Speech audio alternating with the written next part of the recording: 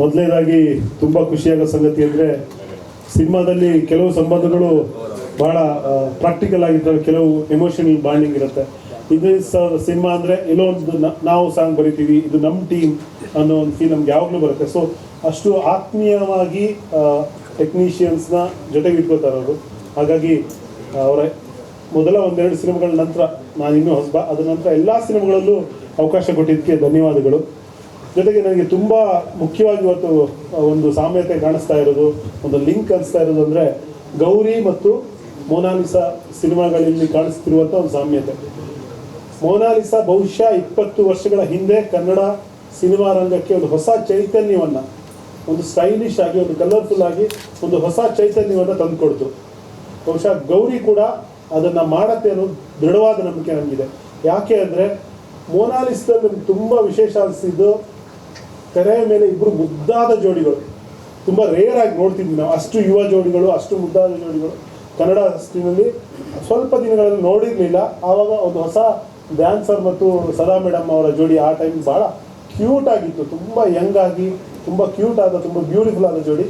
ಅದೇ ರಿಪ್ಲಿಕಾ ನಾನು ನೋಡ್ತಾ ಇದ್ದೀನಿ ಸಮರ್ ಮತ್ತು ಸಾನ್ಯಾ ಅವರಲ್ಲಿ. ಈಗ ನೀವು ನೋಡ್ಬೋದು ತುಂಬ ಸಾಂಗ್ಗಳ ಕೆಳಗೆ, ಈಗ ರಿಲೀಸ್ ಆಗಿರೋ ಸಾಂಗ್ಗಳ ಕೆಳಗೆ ಕಮೆಂಟ್ ಇದೆ ಸಮರ್ಜಿತ್, ನಾನಲ್ಲ, ಬೇಕಾದ್ರೆ ಈಗಲೂ ಚೆಕ್ ಮಾಡಿ, ನಾನು ಹೇಳ್ತಿರೋದಲ್ಲ, ಅದರಲ್ಲಿ 80% ಕಮೆಂಟಲ್ಲಿ ಸಮರ್ಜಿತ್ ಅವರಲ್ಲಿ ಕನ್ನಡದ ಹೃತಿಕ್ ರೋಷನ್ನ ಜನ ನೋಡ್ತಾ ಇದ್ದಾರೆ. 80% ಆಫ್ ಕಮೆಂಟ್ ಈ ಚೆಕ್, ನನ್ನ ಮಾತಲ್ಲ. ಸೊ ನಾನು ಕೂಡ ಮೊದಲ ಪ್ರೆಸ್ ಮೀಟಲ್ಲಿ ಆ ಮಾತು ಹೇಳಿದ್ದೆ. ಆಮೇಲೆ ಆ ತಂಡದಲ್ಲಿ ದುಡಿದ ಪ್ರತಿಯೊಬ್ಬರು, ಬಹುಶಃ ರಂಗಸ್ವಾಮಿ ಅವರು ಸುಮಾರು ಸರಿ ಹೇಳಿದ್ದಾರೆ, ಅವ್ರು ಏನೋ ಒಂದು ಆಗ್ತಾರೆ ಮುಂದೆ ಅಂತ. ಎಲ್ಲ KKS ಆಗಿರ್ಬೋದು, ನಾವೆಲ್ಲ ದಿನ ಸಿಗೋರು, ಎಲ್ಲರ ಬಾಯಲ್ಲೂ ಅದೇ ಮಾತಿದೆ. ಆ ಮಾತು ಕನ್ನಡ ಚಿತ್ರರಂಗಕ್ಕೆ ಬಹಳ ಅವಶ್ಯಕತೆ ಇದೆ. ಒಬ್ಬ ಸುಂದರವಾದ, ಒಬ್ಬ ಕ್ಯೂಟ್ ಆದ ಹೀರೋ, ಒಬ್ಬ ನಾವೀಗ ಕತೆಗಾರರಾಗಿ ಯಾರನ್ನಾದ್ರೂ ನೆನೆಸ್ಕೊಂಡು ಕತೆ ಬರೀಬೇಕು ಅನಿಸ್ಬೇಕು. ಇವ್ರು ನೋಡಿದ್ರೆ ಇವ್ರಿಗೊಂದು ಕತೆ ಮಾಡಬೇಕು ಅನಿಸ್ಬೇಕು. ಆ ಥರದ ಒಬ್ಬ ಹುಡುಗ, ಒಬ್ಬ ಯುವಕ ಕನ್ನಡ ಚಿತ್ರರಂಗ ಬರ್ತಾ ಇದ್ದಾರೆ.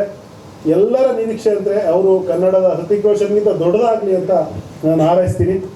2 ಸಾಂಗ್ ನಾನು ಬರೆದಿದ್ದೀನಿ ಈ ಸಿನಿಮಾದಲ್ಲಿ. ಆಲ್ರೆಡಿ ಒಂದು ರಿಲೀಸ್ ಆಗಿದೆ, ಸುಮ್ಮನೆ ಸೋತೆ ನಿಂತಲೆ ಅಂತ. ಮಜಾ ಏನು ಅಂದರೆ ಇಷ್ಟು ಸಿನಿಮಾಗಳಲ್ಲಿ ಇಂಗ್ಲೀಷ್ ಸಾಂಗ್ ಬರೆಯುವಾಗ ಒಂದೆರಡು ಇಂಗ್ಲೀಷ್ ಇರಲಿ ಅಂತಿದ್ರು ಅವರು. ನಾನು ಅದೇ ದಾಟಿಲಿ ಹೋಗಿ ಫಸ್ಟ್ ಇಂಗ್ಲೀಷ್ ಒಂದೆರಡು ಹಾಕ್ರೆ ಓಕೆ ಆಗ್ಬಿಡುತ್ತೆ ಅಂತ ಹಾಕಿದ್ರೆ ಬೇಡ ಅನ್ನೋದು ಸರ್, ಕನ್ನಡ ಇರಲಿ ಇಂಗ್ಲೀಷೆಲ್ಲ ಯಾರು ಕೇಳಲ್ಲ ಅಂತ. ಅದು ಟ್ಯೂನ್ ಮಾಡುವಾಗ ಸುಮ್ಮನೆ ಸಾಂಗಲ್ಲಿ ಸನ್ಲೈಟಲ್ಲಿ ಅಂತ ಹಾಡ್ಬಿಟ್ಟಿದ್ರು ಯಾರು, ಜೆಸಿ ಗಿಫ್ಟ್. ನನಗೆ ಅದೇನೋ ತುಂಬ ಮುದ್ದಾಗಿ ಕೇಳ್ತಾ ಇತ್ತು. ಸನ್ಲೈಟಲ್ಲಿ ಅನ್ನೋದು ಒಂದು ಪದ ಆಡಿದ್ರು ಅವರು. ಸರ್ ಅದು ಇಟ್ಕೊಳ್ಳೋಣ ಅಂತ ಇದ್ರ ಜೊತೆ ತುಂಬ ಹೋರಾಟ ಮಾಡಿದ್ದೀನಿ ನಾನು ಅದೊಂದು ಪದ ಉಳಿಸ್ಕೊಳ್ಳೋಕ್ಕೆ. ತುಂಬ ಮುದ್ದಾಗಿ ಕೇಳ್ತಾ ಇತ್ತು ಸೌಜಿ. ಸೊ ಇಂದ್ರಜಿತ್ ಸರ್ ಕೂಡ ತುಂಬ ಬದಲಾಗಿದ್ದಾರೆ. ಇಂಗ್ಲೀಷ್ ವರ್ಡ್ಗಳು ಬೇಡ, ಕನ್ನಡ ಬೇಕು ಅನ್ನೋ ಮಟ್ಟಿಗೆ ಅದು ಒಳ್ಳೆ ಬದಲಾವಣೆ ಆ್ಯಕ್ಚುಲಿ.